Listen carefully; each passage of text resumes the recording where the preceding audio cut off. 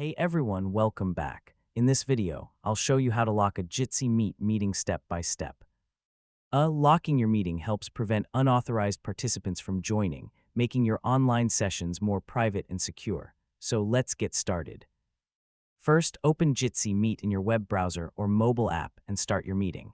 Once all the participants you want have joined, you're ready to secure the meeting.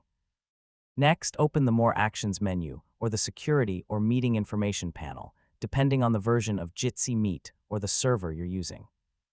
Look for meeting security options such as Add Password, Lobby, or Require Approval. Now, if your Jitsi server supports it, set a meeting password or enable the lobby feature. I mean, with a password, only people who know the password can enter the meeting. With the lobby enabled, participants must wait for the host to approve their request before joining.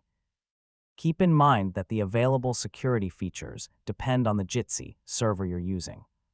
The public Jitsi Meet service and self-hosted servers may offer different options, so you might not see every security setting in every meeting. Finally, share the password or approved meeting link only with the people you trust, and review the participant list occasionally to make sure only authorized users are in the meeting. And that's it. You now know how to lock a Jitsi Meet meeting using available security features such as passwords or the lobby, depending on your Jitsi server. If this tutorial helped you, don't forget to like the video, share it with your friends, and subscribe for more easy tech guides. Thanks for watching, and I'll catch you in the next one. Hey everyone!